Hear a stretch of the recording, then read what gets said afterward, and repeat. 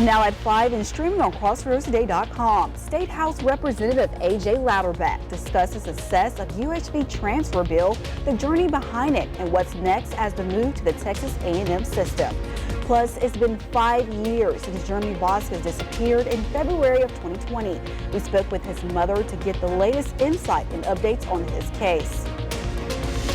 San Antonio battles flooding again, shutting roads and triggering multiple water rescues overnight.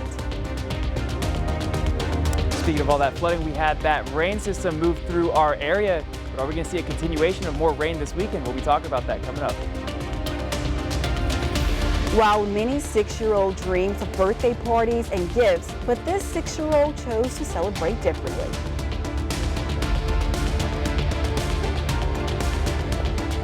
Good afternoon and thank you for joining us. I'm Amaya Norman, filling in for Shauna Curry. With many unanswered questions, a Victoria mother is talking about her son who was last seen more than 5 years ago. 25 News Now reporter Ray Mosley spoke with the mother of Jeremy Vasquez to get some insight on how she feels. Ray. Yes, Amaya, Angie Vasquez describes her son Jeremy as kind-hearted. She holds on to hope for a break in his missing person case. She admits she wishes she had been a better mom to him. He would do my hair and my makeup, and we'd just be jamming, to Shantae or some, Yeah, I miss that. Angie remembers her son, Jeremy, as a generous, fun-loving kid who give you the shirt off his back without a second thought. On February 20th, 2020, Jeremy told his family he didn't want to go to school. He said he just needed some air. That was the last day he was seen. His stepmother said he saw him walk into the woods, and then he was gone.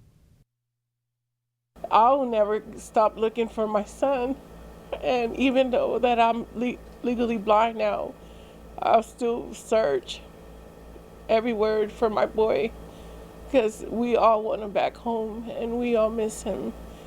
That morning, police had been called to Jeremy's father's house because of an argument between Jeremy's father and his stepmother. Angie says the pain of that day still haunts her, and it's a pain she wouldn't wish on anyone. She often dreams about him, imagining what he would look like now. I think I would just scream and just pure joy and happiness. Despite the years, Angie holds on to hope. She believes with all her heart that one day they'll be reunited. One day, my son will come back home. Angie's message to other mothers is simple but powerful. Never stop searching. 25 News Now requested the investigation report from the Victoria Police, but the department said it took to the Texas Attorney General's office asking to keep it confidential. The AG agreed, so for now, the details of the case remain sealed. Amaya? Thank you, Ray, for that information. For the second time this week, San Antonio faced widespread flooding Friday morning, with heavy rain causing dangerous high waters and multiple road closures, especially on the Interstate 35 under San Pedro Avenue. The fire department responded to 6 water rescues, safely helping drivers stuck in the flooded waters. The rain eased by noon, but earlier this week, similar flooding also led to numerous water rescues across the city. Now let's go to Jacob Lozano with a first look at our forecast. Jacob, I heard that it was thundering real bad last night and of course rain. How is our weather going to be looking like this week? Well, we had that great big push of just more rain for us here with that thunder and lightning along with that. Those rain chances are actually going to start diminishing as we go into the weekend time, but they're not necessarily zero just yet. But those rainfall totals, look at that. We saw anywhere from an inch, inch and a half to 2 inches here in our county, but a lot farther north, anywhere from 2 to 3, possibly even 4 inches of downpour that had occurred there along the I-10 corridor. But right now, cloudy skies. Right now, we're starting to see a little pop-up showers, so not out of the clear just yet, but we'll be talking about that coming up. Amaya? Thank you, Jacob. The University of Houston Victoria transfer to the Texas A&M system is now officially happening. 25 News Now Sunrise anchor Carolina Strain spoke with our local state representative to learn what is the next step here. Yes, Shauna, I am now joined by A.J. Louderback, our State House representative for District 30, and he's here to talk to us about the success of the UHV transfer bill. Welcome, AJ. Good morning. Thank you. So talk to us about this process. When did you start having conversations with Senator Lois Kolkhorst and the community members? When did you first know about this bill being reintroduced? Well, historically, I'm pretty aware of the desire for House District 30 and for Lois's district, Senate District 18, to bring A&M to Victoria. So there's long been, there's a lot of information back from 2011, 2013 about bringing A&M here, and there's a ton of support. And what can we look forward to hearing about this summer? I know that it becomes official June 1st. Will there be announcements of, school colors, mascots, that kind of thing being rolled out, new marketing? What can we expect? You can expect right now, A&M, I've talked to Comptroller Hager for a few more days here regularly about this. I've talked to him this week, so we are in regular communications about it. The curriculum is being worked on now. A future president will be forthcoming for A&M Victoria. So there's a lot of work being done on the back end here to facilitate this transfer into our area. Are you excited to see that kind of growth happen here? Will Texas A&M grow the campus? I think we're going to see the enrollment go up drastically, very quickly. And I think that we're going to see a curriculum that's designed for the area to take care of the demand that we have for jobs. I think this is going to facilitate, our children staying here and getting a Texas A&M education and going to work here with a curriculum that's more aligned with our region. So I think all of these things, when you put this together, you have a package that's it can be so successful, and I have every confidence in the world that A&M has the expertise together in the correct way. I think they're very open to communication. I think they want the best for the area. They want the best for Texas, and that's a winning combination. Thank you so much, Representative Lauterbach, for your time and for everything that you're doing, and we appreciate you. Thank you very much, Caroline. Appreciate you. Take care. Thank you. You too. Back to you, Shauna. Now, many 6-year-old children dream of great birthday parties, but one 6-year-old said that instead of a party, she would rather help those in need. Meet Audie Hogan of Victoria. Her passion is collecting food and hygiene products to donate to people who otherwise cannot access them. Audie and her mother, Desiree, set up shops inside the VCAM office in Victoria. Desiree says seeing Audie so happy to help others is more rewarding than any birthday party could ever be. This year, she said for her birthday, she couldn't wait any longer. So she made some hygiene bags. And in there, it's the toothpaste, toothbrushes, deodorant, all kinds of stuff for them. And she was super excited to do this. If you would like to make a donation, we have information on crossroadstoday.com. We're shining a light on some of the incredible local students who are turning to the next page of their lives. Congratulations to Zach. Dad, Mom, Sister Liana says, congratulations, Zach Ramirez, on earning your bachelor's degree and making Dean's List as you work on your master's degree. We continue to pray God will pray over you and proud of you, mijo. And congratulations to Jalecia from Cuero High School. The message says, you did it. We are so proud of you. Keep shooting for the dreams. Congratulations to Trey from Goliad High School. The message says, congratulations, you did it. We are so proud of you and wishing the best in your new chapter in life. May God show the path and keep you safe. We love you, Nana, Aunt Tabby, and Aunt Stephanie. And if you have a special grad you want to celebrate, you have until June 13th to send in a photo and message. We're featuring our area grads on air and social media. Go to crossroadstoday.com, click on the entertainment tab, then the contest tab, then submit yours. Now this brings us to our view poll today. What advice would give to your graduates?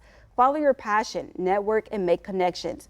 Keep learning. Don't be afraid to fail. And so far at 50% is don't be afraid to fail. I love that. And I also love that follow your passion, which is true. It's also in a tie with keep learning. Everything's on this list is really important, but you still have time to participate in our viewer poll. Just come to our website at crossroadstoday.com/vote to take part, and we'll have the latest results here at 6. Remember to subscribe to our YouTube channel, Crossroads Today. Hit the like button and click the notification bell. Stay with us straight ahead on 25 News now at 5. Starbase celebrates a new beginning with its first city commission meeting and the announcement of a Starbase Day. Plus, multiple individuals were taken into custody by ICE outside of a San Antonio immigration courthouse this week. Arrest details coming up. 25 News Now is here to keep you informed and prepared. Is your family hurricane ready? Join Chief Meteorologist Maclovio Perez, Trey Mining, and Parker Cox for Storm Prep 2025, June 2nd at 6:30 p.m. on KAVU TV. Get the 2025 hurricane forecast, learn the latest in storm tracking, marine life dangers, and why checking your insurance now could save you later. Storm Prep 2025, June 2nd at 6:30 on KAVU TV. Don't face the storm unprepared.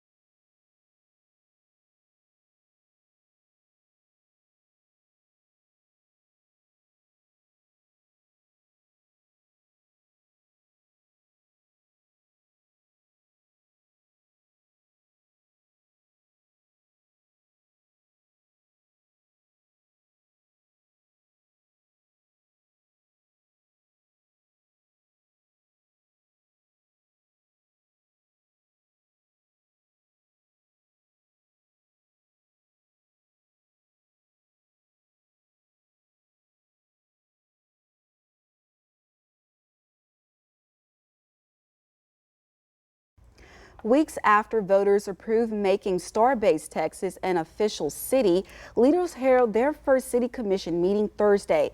They proclaimed May 29th as a Starbase Day, appointed key staff, and began setting up city codes. The commission also approved a new website to handle permits, public info requests, and beach access updates. A property tax rate is expected by September, with no plans for a sales tax.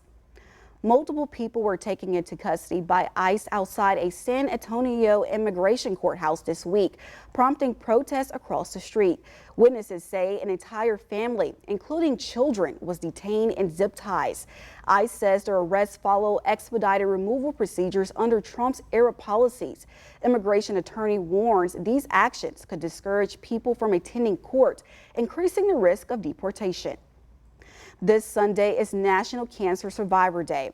A new report out today shows the number of people surviving cancer is rising in the U.S. Today's Health Minute has a look at the data and what experts say is behind the increase, plus why they say there's still work to be done. It's a new record. The American Cancer Society says more people are surviving cancer. A new study led by the organization estimates there are 18.6 million people in the U.S. living with a history of cancer as of January 1st. And by the year 2035, the number of survivors is expected to exceed 22 million. There was not that long ago that many people thought of cancer as a death sentence. Dr. Arif Kamal says since 1991, cancer death rates have gone down by about 34%. He says the rise in the number of survivors is due to both improved cancer screenings and advances in treatments. As an oncologist, when I first started, there might have been one or two treatments for things like lung cancer or melanoma. Now we're seeing nearly dozens of treatments that are not only more precise and tailored, but also having less side effects and more tolerable. But the report also highlights disparities. For example, uninsured people diagnosed with stage 1 colorectal cancer have lower 5-year survival rates than those who are privately insured with stage 2 disease. There are also racial differences in treatment across disease stages. In 2021, Black patients with stage 1 and stage 2 lung cancer or stage 1 rectal cancer were less likely to undergo surgery than their white counterparts. It's really important we're paying attention to these issues of access, because we realize that high quality care can also mean that people have to go to specific places to get it, and paying attention to that will be really important to reduce these disparities. For Health Minute, I'm Mandy Gaither. The Texas House has approved the negotiated version of a bill that bans people tied to the government of China, North Korea, Russia, and Iran from purchasing land in the state. The bill awaits Senate approval before going to the governor. To read this full Texas Tribune article, visit our website at crossroadstoday.com. Well, with all that rain this morning, we only got up to 83 degrees, but we did see about 1.5 inches here around the airport. We'll be talking about more rain and some warming up coming up after the break.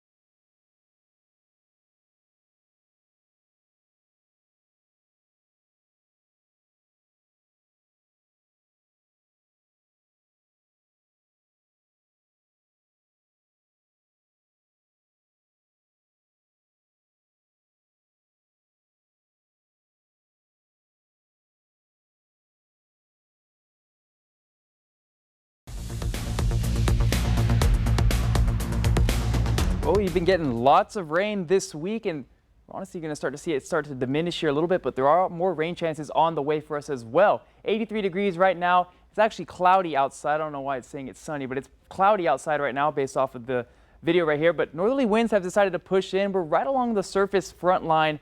We're starting to see the convergence between those northerly winds and southerly winds. That's why it's a little calmer right now. But 83 degrees is what we saw. Saw about 1 inch and 66/10 of an inch here around the airport area, and there's that front line. There's where the convergence boundary is right there. Seeing those winds start to mix right there. But look at that. That was that this morning. We saw good rain this morning, and then we're going to start to see some high pressure begin to build up for us. It's going to be increasing our temperatures. Now, rainfall totals, we saw anywhere from 1.5 inches to barely even a quarter of an inch here in the Victoria County, but we saw anywhere from 2 to 3 inches, possibly even 4 inches there along the I-10 corridor.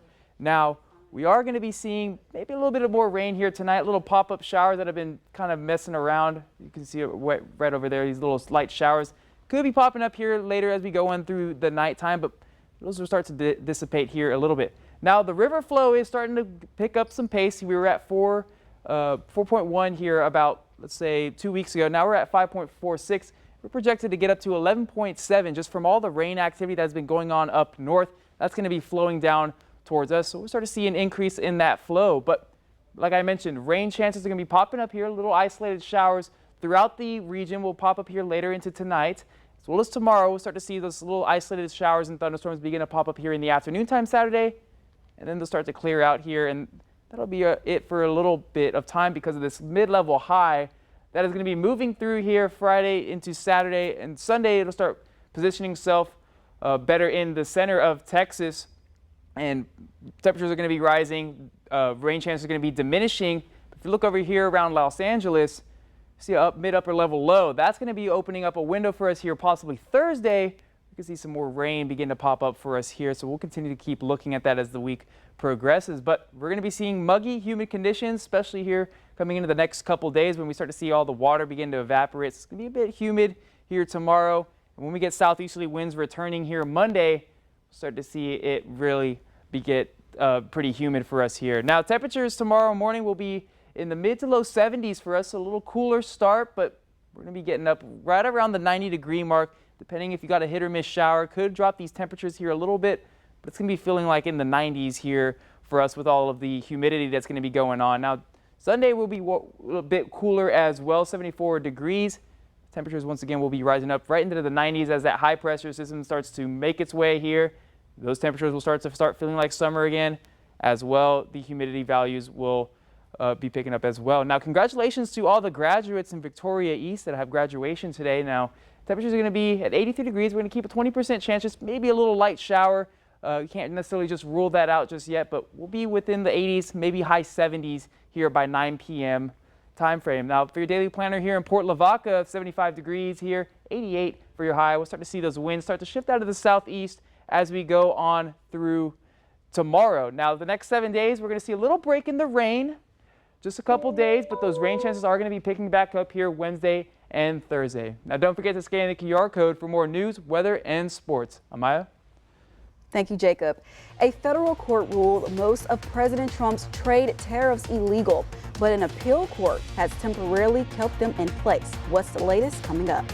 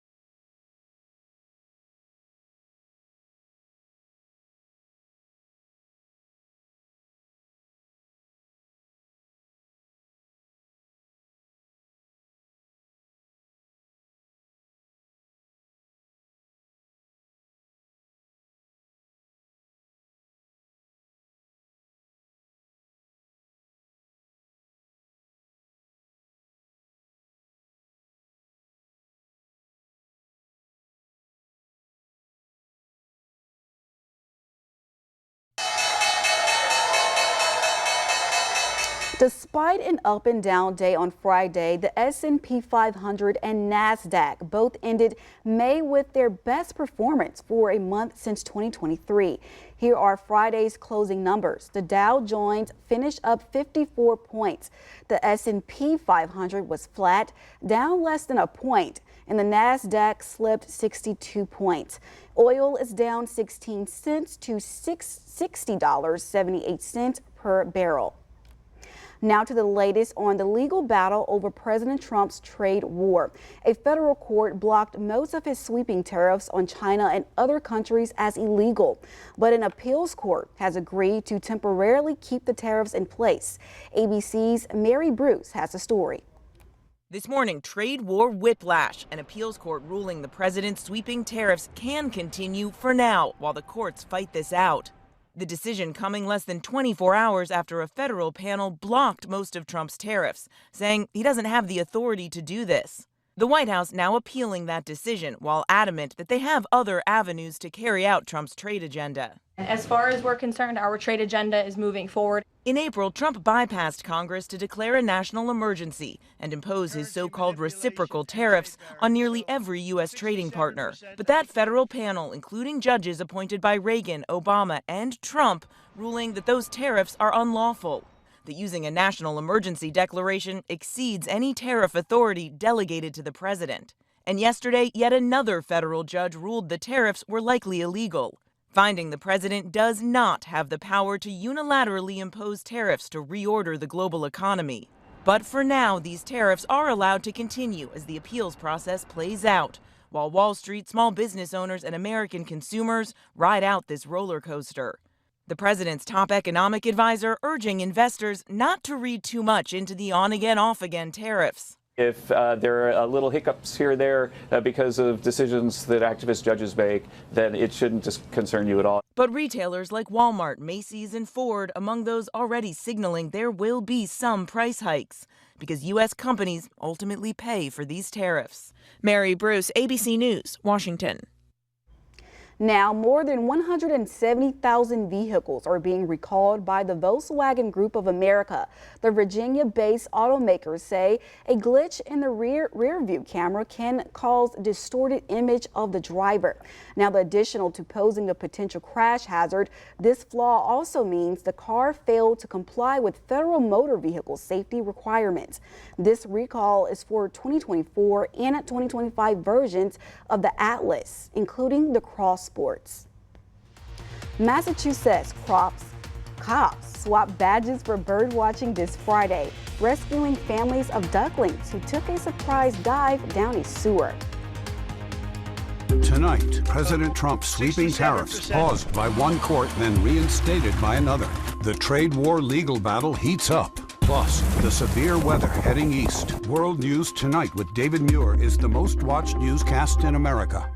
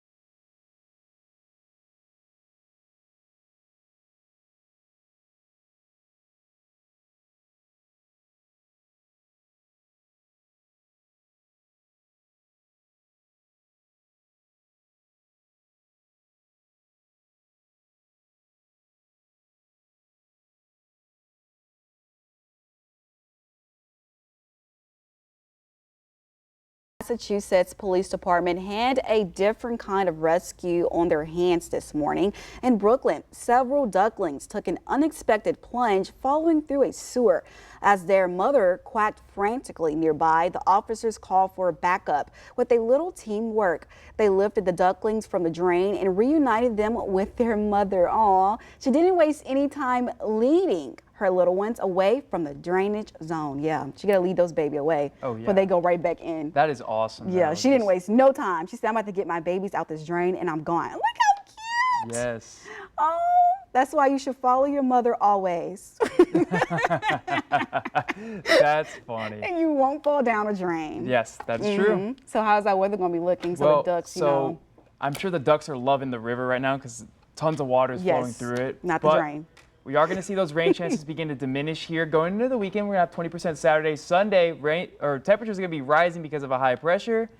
Then we may see a little break here, and then rain chances are going to be coming back. So continue looking at this. I'm enjoying the rain, to be honest with you. Me too. I enjoyed it last Yes, night. right but- before summer. Right before summer. But thank you for being here with us. Our next cast is in 30 minutes after World News right ahead.